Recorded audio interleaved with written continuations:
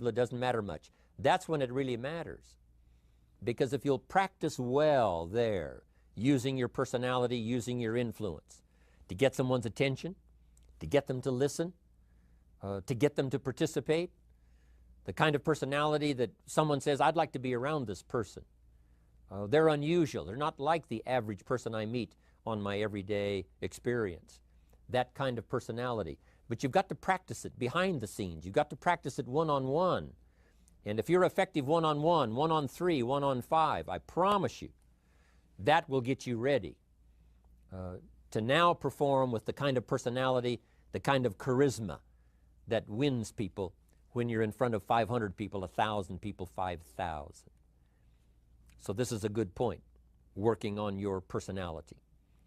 Here's the best gift you can give someone, and that's the gift of attention. Attention is so powerful.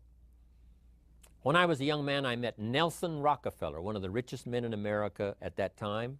He's gone now, but he was a unique individual, ran for vice president of the United States. And I had a chance to be where he was holding a press conference. And I got close enough so that when he walked out, I had a chance to step up, right, when security was not all that severe in those days. And I had a chance to put out my hand, shake his hand, and say, Mr. Rockefeller, my name is Jim Rohn.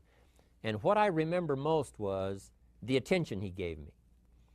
With the lights of the cameras around and everybody all around, he looked right at me and said, Jim Rohn, where are you from? I said, Idaho. He said, I really like Idaho. It's one of my favorite states in all of the country. And for just a few seconds, he gave me his attention, shook my hand. I'll never forget the handshake, right? One of those multi-million-dollar handshakes.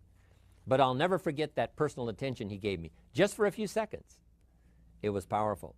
Made an impression on me that's lasted until this day. That's why I remember to tell the story. So, same thing you can learn to do. Utilize your personality, utilize your influence, give people the gift of attention.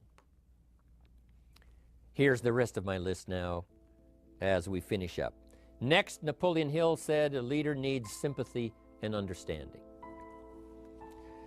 We have to develop that early in our lives. All of our lives, we have to look at those that are less fortunate than we are. Those who need a helping hand, and especially now we learn to look at those who need an opportunity, those who need a change in their health, those who need a change in their life and in their lifestyle. It's this kind of sympathy and understanding that drove Mark Hughes to construct the company. It took that kind of understanding, that kind of sympathy, that kind of deep emotional feeling. Then Mark understood what it meant to be poor. He understood what it meant not to have. He understood what it meant to be short on finances, on resources. He understood what it meant to lack, full formal education. He knew all of those lacks. And instead of crying about it, he said, what I will do is change it for myself, and then I'll help other people that have the same challenge. Lack of education, lack of the money, lack of the resources, lack of good health, faced with all kinds of difficulties they can't solve. I'll get mine solved, and then I'll be strong enough and have the skills to where I can help other people. That kind of leadership quality is so powerful. That kind of understanding. Here's the next one. A leader must have, Napoleon said, a mastery of the details. How very true. All can be lost with just a couple of missing details. On the trip to the moon, everything has to work, right? There's several thousand moving parts. There's several thousand pieces to the project of getting to the moon and coming back, and all of them have to work. You can't have 10% of them working, 90% or 80%. They've all got to work. And then there's the backup systems for something if something goes wrong to back it up. That kind of mastery of detail is so vitally important.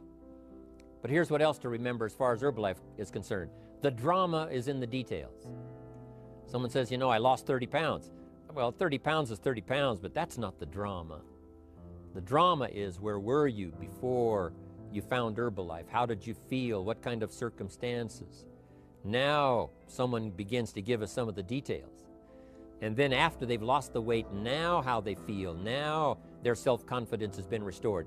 Now they feel better about themselves. The drama is in the details. But this is also important in the details of your day, the details of your business, the details of good communication. Master the details. Good advice, Napoleon Hill. Now here's the next three. Willingness to assume full responsibility. All of us have been taught that, especially these Herbalife years, to take full 100% responsibility. Mark Hughes says, what happened to me might not have been my responsibility, but what I do about it is my full responsibility. I've had some things, some people did me wrong. In his first couple of business experiences, he was done wrong. Some people ran off with the money. He was left holding the bag. But he said, that's what happened. And I was not responsible for what happened. But I am responsible for saying to myself, now, what am I going to do about what's happened? If a hailstorm destroys the farmer's crop, he wasn't responsible for that. But his responsibility now begins when the hailstorm is over, when he asks the question of himself, what should I do now? Now that this catastrophe is over, now that the damage is done, now what should I do about it? And a philosophy I've taught all these years, it's not what happens to you that determines your future. It's what you do about what happens that determines your future. And this is a major part of it, accepting full responsibility. If you've got an organization, you're conducting meetings, and you're the leader, the responsibility ends with you. Someone else may mess up, make some mistakes, still your responsibility. Some things over which you have no control, understandable. But what you do about it now, how you fix it, the diplomacy you use, the strategy you use, that's the kind of responsibility now that depends on you. Also, you've got to be responsible for your future. Nobody's going to fix it. No one else is going to design it. No one else is going to come along and say, hey, I will make sure it all works well for you. You've got to take all the input. You've got to take all the testimonials, all the teaching, all the training, all the influence. Then you've got to have the responsibility of designing your life. You can design a life of prosperity, or you can design a life just to coast and get by. The responsibility belongs to you. Now here's the last two. Next is cooperation. One of the great things we learn in Herbalife is how to cooperate so that we take advantage of each other's ideas, we take advantage of each other's input, we take advantage of each other's enthusiasm, we take advantage of each other's testimonial, and we take advantage of each other's willingness to grow. That kind of cooperation has built Herbalife. In those early days, Mark got the group together. Jerry Shatanovich, Doug Stuntz, the rest, and made some plans to cooperate. Said, no telling what kind of powerful meetings we can have if we work together. No telling how many people we can affect, even right away, if we work together. You do this part, you do this part, I'll do this part, we'll make it work together, and we'll get the ball rolling. There's an ancient phrase that says, if two or three agree, nothing is impossible. If they agree on the same project, if they agree on the same vision, if they agree on how to get there, I'm telling you, nothing is impossible. Nothing can stand in their way. Just two or three.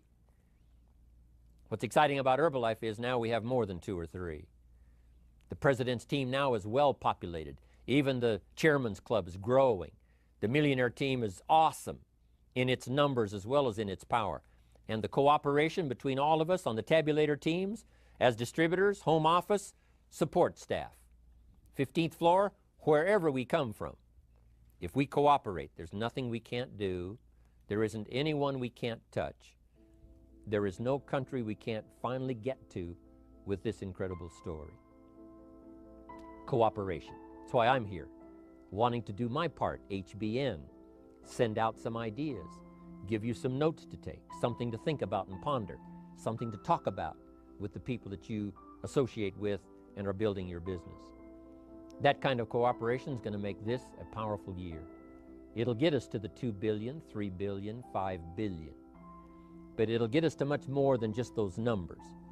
It'll get us to a place of honor, respect, prestige, influence, feeling good about ourselves for the hard work that we're doing cooperating.